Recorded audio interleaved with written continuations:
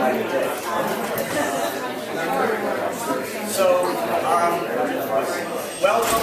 welcome all. Glad you're all here. Tonight we have another lecture in this series of the Human Rights and Hannah Arendt Center lecture series. Before I introduce tonight's speaker, let me just make one or two quick announcements. Many of you know that this Friday and Saturday in New York City is the Arendt Center's Lying in Politics conference that will be going on at Bard Graduate Center on Friday, March 4th, and at the New School on Saturday, March 5th. And I hope some of you will be able to make it down there. If there are people who'd like to make it down and don't have transportation, please do email me, and we're arranging transportation for students who'd like to try and make it down there. Next week, on Tuesday at the same time, in this room, Sharon Stavisky will be speaking on spectatorship and human rights. So hope to see you there as well. So tonight is a special opportunity for me. It's always nice when we bring people whose work not only means a lot to us, but who we've known for a long time. And tonight's speaker, Jill Stauffer, who came here from Harvard, is someone that I've known for more time than we should say. We studied together in graduate school, in reading groups together for most of our time together in graduate school. She's one of those people that, I think I share a deep language of politics and philosophy with, because we've spent so much time reading and thinking together. And so it's a real pleasure for me to have her come here today. Jill is currently an assistant professor of philosophy at Haverford College, and she's also the director there of the Peace, Justice, and Human Rights concentration. So it's one of the other liberal arts colleges that also has developed something like an interdisciplinary human rights curriculum, as we have at Bard. So it's exciting to have her here for that reason. She has an edited volume that she's done on Nietzsche and Levinas, After the Death of a Certain God, which was published last year by Columbia University Press. She's written a lot on the rule of law, and that's when I first met her, that's what she was doing. But in the last few years, she's been working more and more in the area of human rights, and specifically reconciliation, which is what she's here to talk about tonight. Her talk tonight is titled The Experience of an Extreme Loneliness, Resentment, Reconciliation, and the Hope of Meaningful Human Rights. So, Jill Stauffer.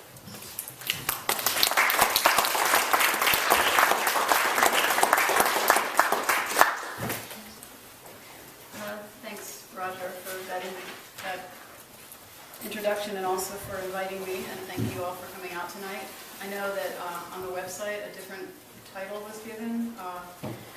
It's basically the result of the hubris involved in sending someone a title in an abstract months before you're going to give a paper, because then the writing process happens and it takes you in places that you couldn't predict, which is why political reconciliation from it was to thus I willed it became the experience of an extreme loneliness. You will see strands of the original title in this. The first part of the talk will focus for a while on some phenomenology, and it might leave you wondering why do we have to talk about this right now, but I promise it will pay off. It's part of the plot, and it will come back around to the question of human rights. So, this is part of a work in progress where I'm trying to figure out how the legacy of violence affects individuals and communities, and how that impacts possibilities of recovery and for reconciliation after violence. Jean Amery wrote the following lines in 1965, 20 years after he was freed from the Belsen concentration camp. Quote, "The experience of persecution was, at the very bottom, that of an extreme loneliness. At stake for me is the release from the abandonment that has persisted from that time until today." End quote. My aim in this paper is to think about that abandonment, what it consists in, what it tells us about the kinds of beings we are, what that tells us about what makes a revisionary practice like political reconciliation or forgiveness possible, and how this might help us think about human rights. It might seem strange that I would use Amery's work, for those of you who know it, to make an argument about reconciliation, given the way he used his continuing resentments to resist anything like that. Resentment expresses what we tend to feel when we face irreparable moral harm. We think that should not have happened, and that is a just response. I take up Amery's work here not out of a perverse desire to take on the hard case against reconciliation, but because Amery's defense of his resentment lays bare the importance of conditions to the success of a revisionary practice. It's often surmised that reconciliation, as a revisionary practice, aims to transform conditions such that those who are estranged can live together. That may be true. I'm more concerned today with what I'll call ethical loneliness. Ethical loneliness is the isolation one feels when one, as a violated person or as a member of a persecuted group, has been abandoned by humanity, or by those who have power over one's life possibilities, or by those whose support one is relied on for one's safety or one's sense of self. There are many ethically persons in this world, ethically lonely persons in this world.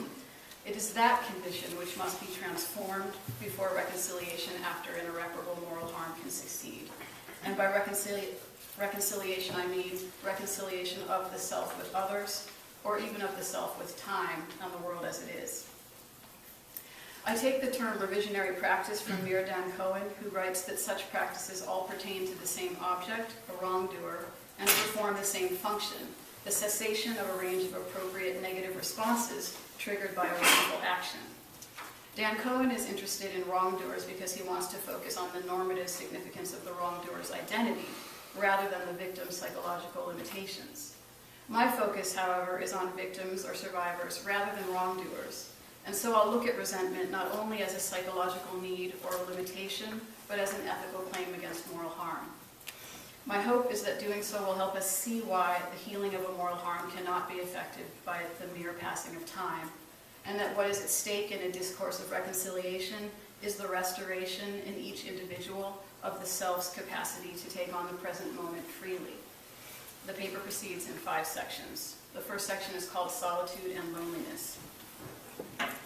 In his early phenomenological work, Emmanuel Levinas draws our attention to the impersonality of what he calls the there is, the brute fact of existence indifferent to human plans. No matter what we can master of our own being, the there is always in the background, rumbling in its indifference. As such, Levinas's narrative of subject formation begins with conditions in which a being becomes something substantive against the backdrop of impersonal existence, thereby exercising a mastery over the fatality of being. Levinas writes, quote, "Someone exists who assumes being, which is henceforth his being," end quote. A human being, unlike a chair or a sandwich, can take on her own being and thereby become a substance that carries existence. Levinas writes, quote, "It is this coming out of the self, this appropriation of existence by an existent, which the I is," end quote. At the beginning of his essay, At the Mind's Limits, Jean Amery admits that, quote, "The little word I will have to appear here more often than I like, namely, wherever I cannot take it for granted that others have shared my personal experience," end quote. How many would have shared his experience? Raised in Austria as a non-practicing Jew, an intellectual with a philosophical bent, he spent time in a German-speaking section of the Belgian resistance during World War II, then came arrest, torture, and years spent in Auschwitz, Buchenwald, and Bergen-Belsen. Even those who might tell similar life stories would not precisely have shared his personal experience, as much of that experience is made up of events that isolate a person from his fellow human beings. In a discussion of how he felt his intellectual life slipping away in the camps, Amery describes how some lines from Holderlin occur to him during a march on a cold evening, but no longer affect him in the way they once did. He writes, quote, "Perhaps the Holderlin feeling would have surfaced if a comrade had been present, whose mood would have been somewhat similar, and to whom I could have recited the stanza. The worst is that one did not have this comrade," end quote. Amery had lost the experience of intellectual inspiration that, for the person whose humanity has not been disregarded, seems private and, more significantly, independent of others. He had lost his intellectual solitude. Amery's point was not that there were no other intellectuals in the camp, but that for those who were there, it was difficult to sustain a belief in the reality of the life of the mind. Of the various philosophical declarations that had once sustained him, he writes, quote, "Where they still meant something, they appeared trivial, and where they were not trivial, they no longer meant anything," unquote. Amery is compelled to use the little word I, not because of an intellectual solitude, something he might have defined for himself in the work of thinking, such that he was in some way master of his own thoughts, his own inner life. What narrows his experience to an I is something more like a forced existential solitude. In order to establish what I mean here, we'll return to Levinas. Levinas has just told us that a self becomes a self by taking on its own existence. But even though Levinas uses phrases like mastery of the fatality of being, this assuming of being is not a simple freedom. The self is stuck in an existential solitude. Levinas describes this solitude as the definitiveness of the bond with which the ego is chained to the self. No matter how broad a freedom my consciousness might devise, it is unceasingly riveted to my own self. Self and ego, body and mind, these are one. As Levinas puts it, quote, "The freedom which is accomplished in cognition does not free the mind from every fate," end quote.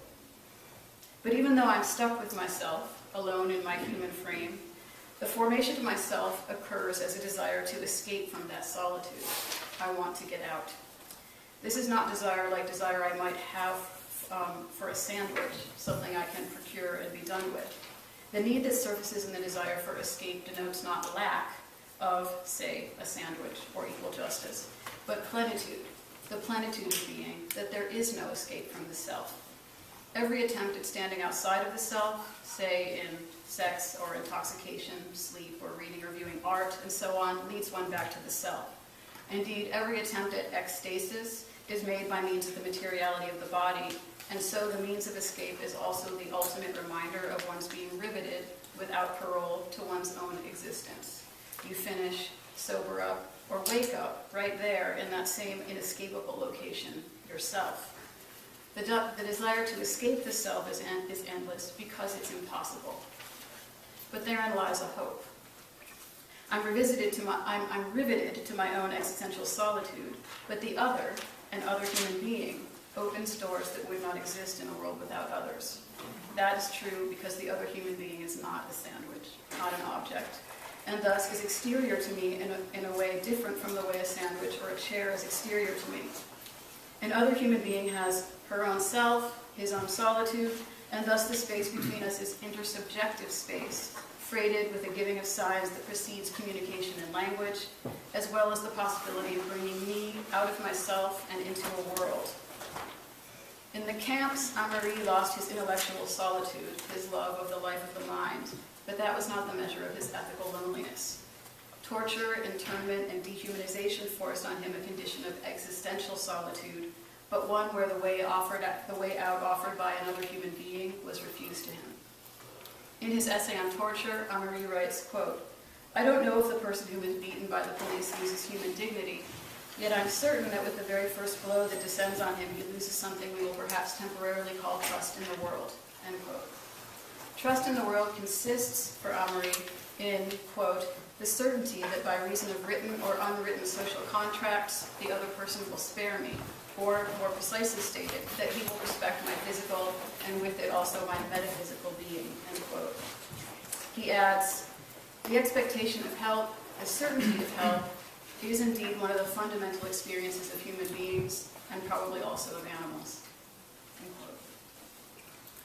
Levinas points out that philosophers tend to think that truth consists in an exhibition of being, the revelation of something that exists and is verifiably true. But, he adds, when philosophers stop there, they fail to ask what shows itself in truth and who looks. This has something to do with the ability to make and hear cries for help. Levinas writes, quote, "Why does research take form as a question? How is it that the question what becomes a demand and a prayer, a special language inserting into the communication of the given an appeal for help, for aid addressed to another," end quote. Something exists. Its existence is intelligible, a truth, a given, and yet we still have questions about it. Our questions are addressed to others. They are appeals for help. Amery felt his intellectual solitude slipping away in the camps. Levinas reveals that what feels like intellectual solitude to a free person is already a form of community. Research takes form as a question, and a question addresses itself to others. As Amery admits, what he calls the Holderlin feeling might have remained accessible to him had there been a comrade there to bring him out of his self's solitude. So what do we have here? Levinas theorizes an existential solitude that gets transcended by means of the inevitability of human community. Amery describes an ethical loneliness exacerbated by an intellectual solitude and caused by his abandonment by a larger humanity. Levinas suggests that taking on one's existence is what the I is, but that I still finds itself in existential solitude and desires a way out. Other human beings save the self from being a windowless monad. For Levinas, this is all true because the mind and body are not a duality. It was this very reality that the mind does not transcend the body that oppressed Amery. He writes, quote, "The boundaries of my body are also the boundaries of myself. My skin surface shields me against the external world. If I am to have trust, I must feel on my skin only what I want to feel," end quote. He also writes, quote, "The tortured person never ceases to be amazed that all those things one may, according to inclination, call his soul, or his mind, or his consciousness, or his identity, are destroyed when there is that cracking and splintering in the shoulder joints," end quote.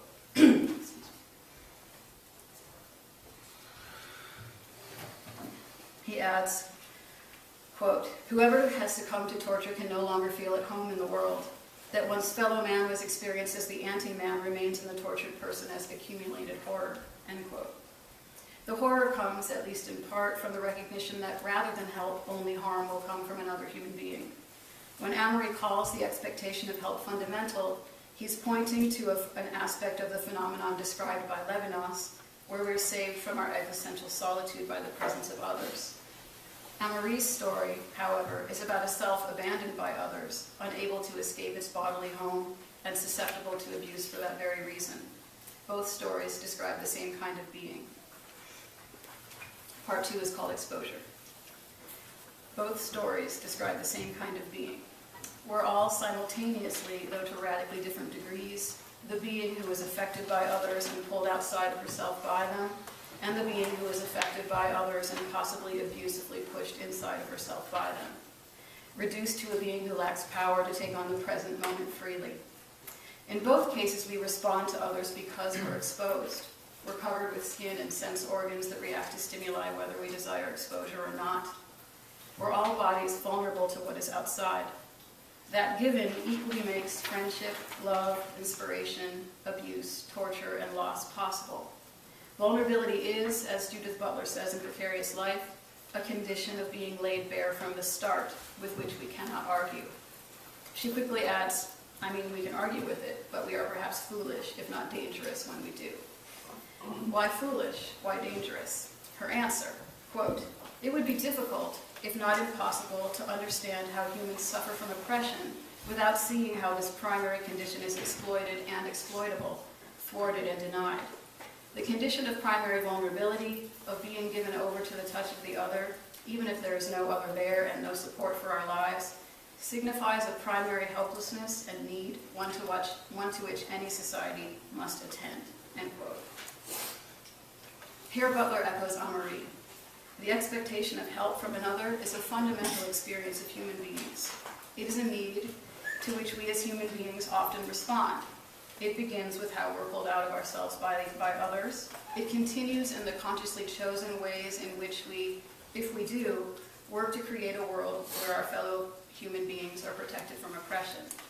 This expectation of help is also a condition without which we cannot say we have community. As Butler says, it is a primary helplessness and need, one to which any society must attend. When it is not met, human beings are dehumanized. They get cast into ethical loneliness, where one's selfhood is not recognized and one's vulnerability to others is not protected. This is how the other can reverse the self's experience of time. An irreparable moral harm robs me of my status as a self capable of mastering present conditions and consigns me to an existential solitude without exits. Our vulnerability means that we just do respond to others. Of course, soon after any initial response, we're fully capable of covering over that response with rationally determined norms that allow us to help, hinder, or disregard others. But we never fully escape the relational aspect of ourselves. In Otherwise Than Being, Levinas writes, quote, "Inwardness is not a secret place somewhere in me. It is that reverting in which the eminently other orders me by my own voice. The infinitely exterior becomes an inward voice, but a voice bearing witness to the fission of the inward secrecy that makes signs to another," end quote. This is where our response to and responsibility for others comes from, but it's also how oppression is possible.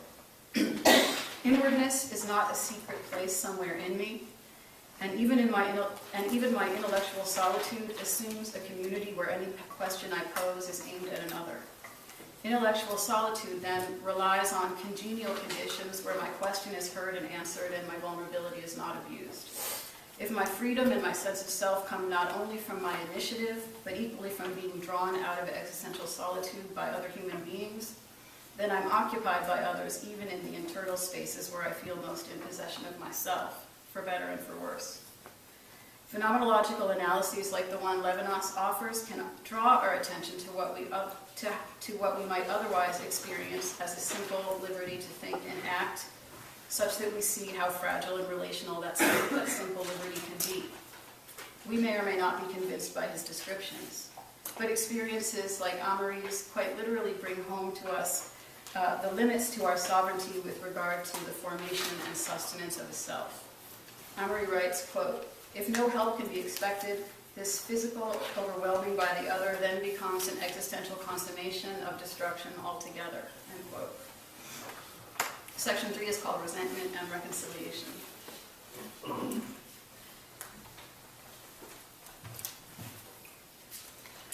Amery makes clear that his resentments have developed over time rather than existing all along.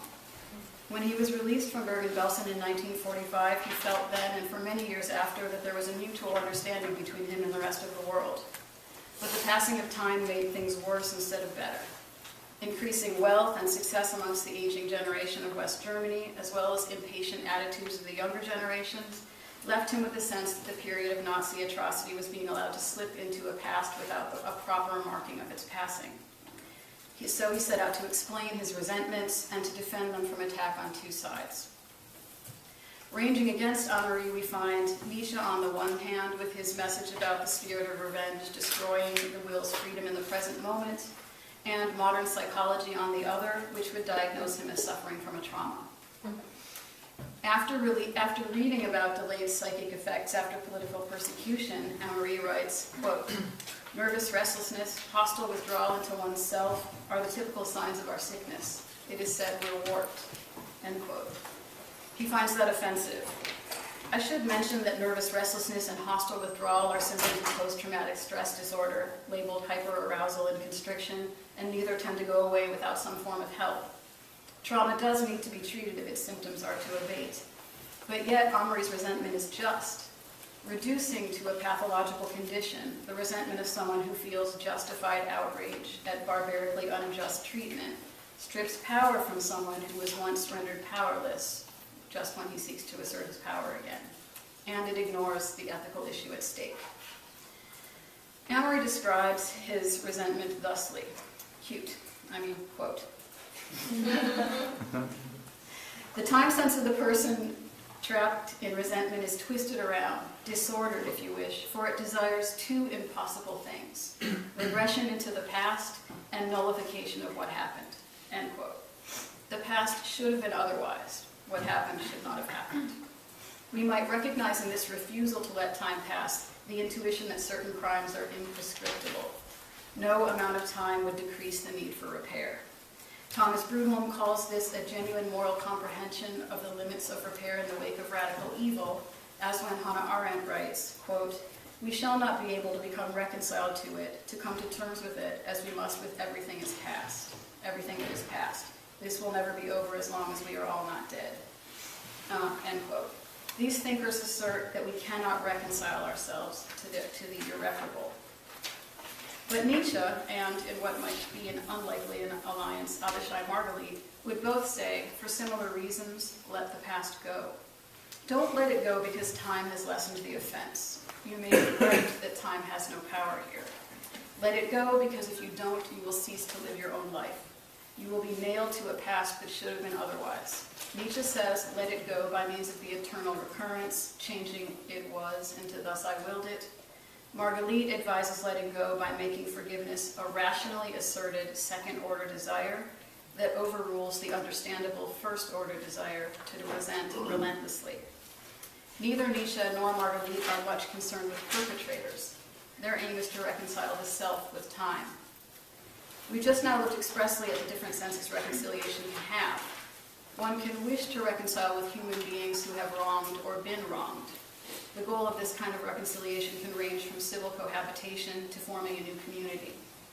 But one can also wish only to reconcile oneself with time, the world as it is, leaving those who wronged you out of your thoughts and plans. Amery struggles to reconcile himself with time, the world as it is, but in doing so, he finds that he cannot divorce that struggle from the role played by the perpetrators of his abandonment. The impossibility of Amery accomplishing on his own a reconciliation with the world as it is underscores what Levinas and Butler have shown about the kinds of beings we are. We're formed relationally, whether we like it or not, and we're vulnerable to others. We're pulled out of ourselves by others, we may be pushed back into ourselves by others, or dehumanized. We all have the experience on a daily basis of having our sense of self upheld or undermined by friends or strangers. Most of what we aim to accomplish, even when we're free and respected amongst our fellow human beings, cannot be accomplished alone. For Amery, reconciliation with time or the world as it is possible only under certain conditions, and he cannot achieve those conditions on his own. Section 4 is called Reconciliation and Time.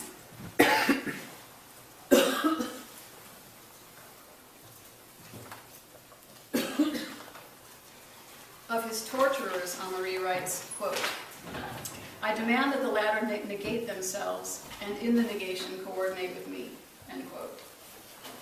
That may sound like the spirit of revenge, but it is also the assertion of a self-respect that is attached to justified resentment, the kind of resentment that refuses to accept a world in which one's own self has been unjustly diminished. His resentment seeks to restore the world to a condition where he can escape his existential solitude, his ethical loneliness, rather than being forced by conditions to stay there, dehumanized. But what does he have in mind? Amery suggests that the person who forgives rather than resents under conditions existing in Europe after World War II can do so only if he, quote, submerges his individuality in society and is able to comprehend himself only as a function of the social, end quote. In such conditions, forgiveness does not succeed as a revisionary practice. It simply acquiesces to the passing of time. Amery continues, quote, a forgiving and a forgetting induced by social pressure is immoral. Whoever does this subjugates himself to the social and biological time sense, which is also the natural one. Natural consciousness of time is actually rooted in the physiological process of wound healing, end quote. If you forgive without the proper conditions for forgiving, you participate in the natural process, the idea that time heals all wounds. The natural or biological time sense gets analogized to a social one when human beings elect to forgive and forget, harms, or move on simply due to the passing of time. Amery continues, quote, precisely for this reason, it is not only extramoral, but also anti-moral in character. Man has the right and the privilege to declare himself to be in disagreement with every natural occurrence, including the biological healing that time brings about. What happened, happened. This sentence is just as true as it is hostile to morals and intellect, end quote. The past is past and there's no changing it. Yet Amery insists that there is no moral sense to that. Human judgment must reckon with how to deal with the past. We can even resist its passing, as sometimes we must for ethical reasons. Consider this statement by a woman named Kalu testifying before the South African Truth and Reconciliation Commission. Quote, what makes me really angry about the TRC and Tutu is that they're putting pressure on me to forgive. I carry this ball of anger within me and I don't know where to begin dealing with it. The oppression was bad, but what is much worse, what makes me even angrier, is that they are trying to dictate my forgiveness." End quote. Kalu, who has spent a lifetime being oppressed by a racist system, is, at the very moment she's being told she's now equal, having one of her only powers she has with regard to her losses under apartheid, the power to choose to forgive or not forgive, taken from her by the format of the TRC. I don't think it's possible to draw equivalences between events, and yet Amery's ethical claim presages Kalu's when he writes, quote, "The moral power to resist contains the protest, the revolt against reality, which is rational only so long as it's moral. The moral person demands annulment of time." End quote. The moral person demands the annulment of time. Another example from South African TRC. Charity Kandile refused to speak face-to-face with Dirk Coetzee, who admitted that he had barbecued her son's Sizwe over an open fire after killing him. She had a representative present this statement to the commission in her stead. Quote, "You've said that you would like to meet Mrs. Kandile and look her in the eye. It is an honor she feels you do not deserve. And that if you were really remorseful, you wouldn't apply for amnesty, but in fact stand trial for what you did." End quote. In an interview Mrs. Kandile gave later, she echoes Amery's complaint about the social practice of forgiveness. She says, quote, "It's easy for Mandela and Tutu to forgive. They lead vindicated lives. In my life, nothing. Not a single thing has changed since my son was burnt by barbarians. Nothing. Therefore, I cannot forgive." End quote. The conditions of her life do not make reconciliation possible. And I have a secret, which is that I can only read through that section of the paper without crying if I pinch myself really hard on the thigh while I'm doing it. And that's what I was just doing. All right. Amery's perception of the West Germany of the 1960s is that the world forgives and forgets. The generation of the perpetrators grows old with honor, and the new generation, ensconced in the comfort of its natural time sense, resents the moral weight of the past. They write letters to German newspapers about how they're sick and tired of hearing how their fathers killed 6 million Jews. Amery condemns this not because he finds the new generation guilty, but because it shows that the past has not yet been dealt with adequately. So what would satisfy him? Something like, along with Goethe, cite Himmler as a cultural inheritance. For Amery, were there more a sense of the bad inheritance along with the good in 1960s West Germany, not only would Amery's own time sense be less distorted, but the more honest tale of inheritance could represent, morally, the German Revolution that did not take place. Amery's present moment requires truth, not forgiveness. If that truth were accomplished, integrating the Nazi past into Germany's narrative of self, then both sides, victim and perpetrator, would be joined in the desire that time be turned back, and with it, that history become moral. That is the heart of his ethical claim, and it really does require a reversal of time. Rather than wanting a present moment in which everyone lets the past be, Amery demands a present moment in which everyone wants a time machine. Everyone, all the victims and perpetrators, should be joined in wishing the past were otherwise, asserting that what happened should not have happened. One cannot change what happened. Perhaps no one can know this more thoroughly than someone who's been forever marked by torture and internment. But the irreparable past can resonate in the present moment in vastly different ways. And only some of those ways offer to those whose humanity was destroyed but who still live on, a sense that instead of being forced into ethical loneliness, a dehumanizing existential solitude without escape, they now inhabit a world, a human community, where they will be safe. They will be offered help when it's needed. They are persons, capable of taking on the present moment freely. Those are reconciliation's necessary conditions. Amery suggests that a present moment in which all Germans owned Hitler would create symbolically a past moment in which the Germans rose up and revolted against Hitler, ending the war themselves, a reversal of time. That revisionary practice would create a present moment in which the victim's resentment might, in Amery's terms, be subjectively pacified and become objectively unnecessary. So the symbolic overthrow of Hitler would render resentment subjectively pacified and therefore objectively unnecessary. My guess is that only at that point, when conditions are such that resentment is objectively unnecessary, could a person take Marguerite's advice and, for the sake of the self's own health and future, form a second-order desire to forgive rather than to continue resenting. Only then could one, along with Nietzsche, say, convert it was to thus I willed it. So before I read the concluding section, I just want to make a note about Amery. Amery committed suicide in 1978. One can only speculate what he would say about present-day German memorial culture with its remembrance days and historical preservation of sites of atrocity, as well as the occasional backlash against that memorial culture. Would public memorialization count for him as satisfying conditions for overcoming resentment? Or would he see it as a new way of allowing any given individual to comprehend herself only as a function of the social? The question itself may show the danger of excess embedded even in justified resentment. Okay, and now the conclusion, called Justice and Trauma. A moral harm is one inflicted by human beings on other human beings. No single human being can repair such a harm on her own. As such, moral harm and the revisionary practices it entails are relational.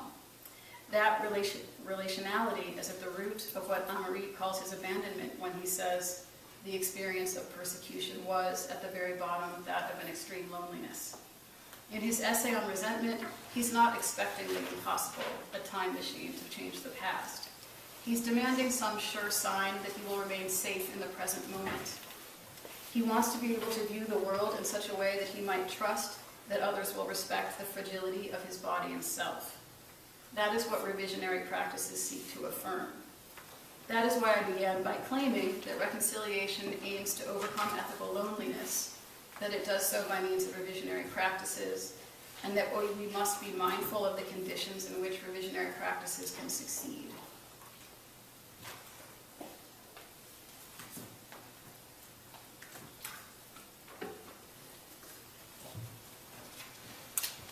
One very important dimension of reconciliation is found in the needs of those whose trust in the world was taken from them by violence and oppression. Context will matter, and there will never be 100% recovery from violence, nor utter certainty or agreement about what should be done with regard to irreparable moral harm. But it is sometimes easy to see why certain types of revisionary practices fail. Example 1. Mrs. Kundile could not reconcile with Dirk Coetzee, or perhaps post-apartheid South Africa, because Coetzee brutally killed her son, applied for amnesty, and all the while nothing had changed about the deprivation of her daily life. Example 2. In the U.S., the Lakota Sioux tribe refused a settlement offer of $120 million from the U.S. government for the Black Hills, even though the likelihood of the tribe ever getting the Black Hills back is very low, because an offer of money only confirms the suspicion that the U.S. government does not recognize the meaning of certain sites to the practices and cultural survival of Native American tribes. Example 3. Truth commissions that do not offer support services for those who testify, and then take testimony without being mindful of how trauma can be reawakened by victims in the course of offering a narrative, can do more harm than good, resulting in debilitating symptoms such as aggression, sleeplessness, nightmares, headaches, ulcers, and substance abuse problems. Fourth example. As Amery writes, the passing of time on its own cannot heal a moral harm. Those whose humanity was destroyed by violence and oppression need sustained, reliable, and visible assurances that everyone knows they were wrong, and that such injustices cannot be allowed to recur. Everyone should want a time machine while also being fully aware that there is no such thing. In all of these cases of failed reconciliation, very little attention is paid to conditions where an I might appear by taking up the present moment freely, by which I mean conditions where resentment might be objectively unnecessary, versus conditions where a self is constrained to the narrow frame of an I, unable to escape its existential solitude and thus consigned to continuing ethical loneliness, or conditions where the victim's moral personhood has yet to be affirmed. Earlier I mentioned that Amery shows signs of a trauma, but resents any suggestion that his resentment is the result of a trauma left by his experiences. You might say trauma is an embodied condition corresponding to Amery's philosophical reflections on his resentment. Both make a moral claim against the passing of time, and both assert themselves in the wake of ethical loneliness, the condition of having one's moral personhood destroyed by abusive conditions. Judith Herman, in her work on trauma in the wake of violence, insists that the goal of recovery is not exorcism of a past event, but integration of the trauma into the narrative of self that the self gives to itself. Putting an unspeakable story in words can help make the trauma part of a larger life story, one that can be narrated without gaps, and one that over time may allow the survivor to return to living a life that is not defined entirely by a past event. A new narrative would make of a life a long line of varied circumstances where the trauma may, at some point, not even be the most important or most enduring part of the story. That is the most we can hope for when we face irreparable moral harm. It is also what Amery wanted from Germany, the integration of its unspeakable past with its official historical narrative of self. Amery did not want to be told that he was warped or that his resentment was the symptom of a pathology. He did want to reclaim the past in such a way that he could narrate it into a life where he could, in the present moment, regain the capacity to trust that the parts of his physical and emotional security that rely on the presence of others would find help in times of need. Amery's essays and the ethical claim he makes of his resentments help us see why trauma and resentment matter not only to individual survivors who seek escape from the ethical loneliness wrought by abuse and oppression. As Herman points out, the study of psychological trauma is an inherently political enterprise because it calls attention to the experience of oppressed people. This is true not only because whole groups of persons may suffer traumatic symptoms in the wake of mass violence. Amery's narrative may also awaken in those of us who may have lived more fortunate lives a view into what a global political movement for human rights might look like if it were focused on the kinds of human beings who need human rights, those who have not been protected when they should have been protected. Such a movement would have to work not only to award rights to all and to develop conditions where rights can be meaningfully claimed, the standard liberal claim about political rights. Those involved in such a movement would also recognize ethical loneliness as a widespread condition that must be transformed before reconciliation or recovery is fully possible. And we would demand that every culture, even one with a strong rights tradition like our own, begin to deal with its own endemic social violence, its exclusionary practices, and its needs for expressions of remembrance and mourning. In other words, we would also perform revisionary practices on ourselves.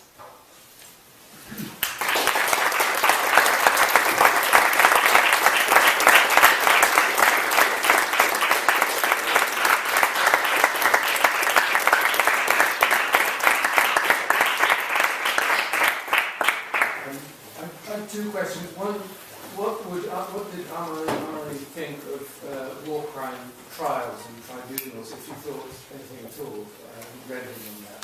And two, what do you think of this idea of the time machine? Because it seems to me there are dangers involved in that too, because what comes to mind is the post-war generation of Germans, the 1968 generation, where some committed terrible acts of violence precisely because they wanted to revise the past in a way that where their parents had looked away or collaborated, they would be the anti-fascists and so on, and then would lock industrialists up and go to their cars and murder them. Right. Well, I'm not sure that there's anything about any particular orientation to the past, or the future, or the present that guarantees or protects us against fanaticism. I think that one could want the past to be otherwise and do it in a way that was aligned with the goal of not murdering people. But clearly one could make a different choice. So I don't think that raising the theoretical question of the time machine, which obviously can't exist anyway. I mean, as somebody who's spent a lot of time reading Nietzsche, I'm really against any plot that relies on a time machine in order for a good ending to happen. But and so that's one reason why I came to Amery's work, because the embrace of resentment, and he really is addressing Nietzsche. The embrace of resentment is something that both dispositionally and theoretically is not where I would usually go.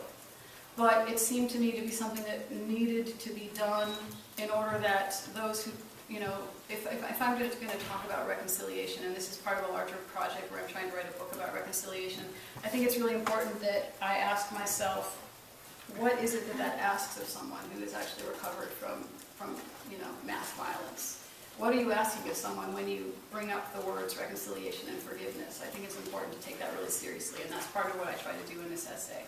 The question about Amery and the tribunals, I actually don't know. I've read most, but not all of his essays, and it's not a huge topic for him. He spent a lot of time worrying about political conditions and what it means to recover both for individuals and for societies post-violence, but I'm not sure that there's that much of the legal question entering into it.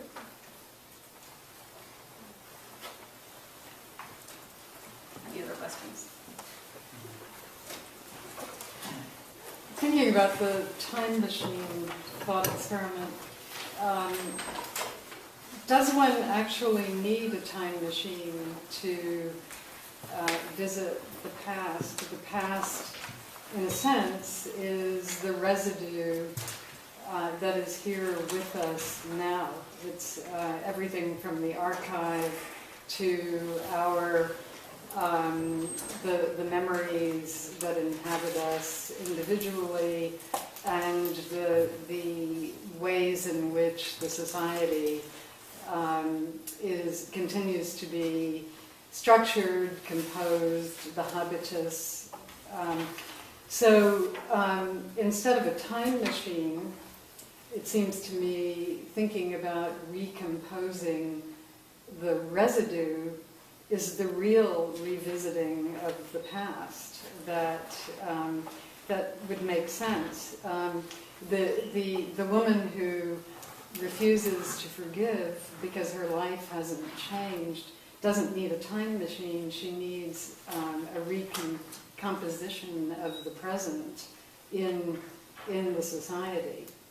Yeah, I agree with you, and I actually think that is largely the sense of Amery's larger argument, which is that, obviously, what he wants is for time to go backwards and for what happened not to have happened. That's the best response in the wake of irreparable moral harm, but we all recognize it as it's not going to happen, right? He knows that. But what he's saying is that the past can resonate in the present in very different ways, and I think that's what you're pointing to. The past can resonate in the present in very different ways, and some of those ways will allow reconciliation to happen, whether that be reconciliation of the self with others, or reconciliation of communities, or just reconciliation of the self with the fact of the world as it is, given what happened in the past. Some conditions will allow that to happen, and others will keep it from happening. And I think that's what he's trying to address. Just to follow up on that topic with a question specifically related to the South African Truth Commission, which you brought in a few times. Obviously, this is a hugely complex institution topic, and one approach following what Joan was saying would be to say, well, the TRC was designed precisely in order to help create a collective desire that the past did not happen, right? For instance, if you look at Mark Sanders' work on, and he has a book called The Ambiguities of Witnessing, which talks about the way in which the TRC as an institution helps create feelings of helps develop feelings of the little perpetrator inside of everybody. So what is it? So what is it exactly about? Okay, sorry, I'm not phrasing this well. So, where then do you see the TRC failing in some sense? Like what? So can you imagine then how coming to a place in a society where everybody collectively wanted the past not to have happened, why that couldn't happen through something like the TRC, or what would need to happen for something like that to happen? It's a good question, and I don't think it's possible to say that the TRC failed. I don't think it's possible to say that it's an unqualified success either. There is a fairly large body of work, both by scholars and by people living in South Africa, saying it didn't live up to its promises. Of course, it made the type of promises where how could it? But some of the ways in which it didn't live up to its promises speak to what Mrs. Condile was saying, which is that nothing about my daily life has changed. I thought that in addition to the Truth Commission, there were going to be things like reparations, even modest reparations, and there was a lot of failure with regard to that. Maybe that's inevitable, given that there's no amount of reparations that could make up for it. But when promises get made and then not kept, and when and there's also a fairly wide range of agreement that the TRC was framed to encourage certain types of statements and discourage others. So that if you came to the TRC wanting to speak the discourse of forgiveness, you would find a place to do that. But if you came to the TRC wanting to say, I don't want to forgive, you would be gently prodded to make a different type of a statement. There are a lot of really interesting transcripts with regard to that. So I certainly wouldn't say that the TRC was a bad decision. I think it was a very good political decision given what the imperfect options were. But that, like all institutions, it was an imperfect institution. Does that answer your question? I was struck by modals actually in your talk. By what? By modal verbs in your talk, and the ones that kept repeating, both in your analysis as well as of when you quoted Amery and the women from South Africa. The terms of the debate were couched in could not, can, cannot. But it seemed that should was taken for granted. It should happen. Mm-hmm. It can happen in these conditions, it cannot happen in these conditions. And I was struck by that. Why should it? Not for, perhaps, it would, why should it for you, for your intellectual, ethical, political project?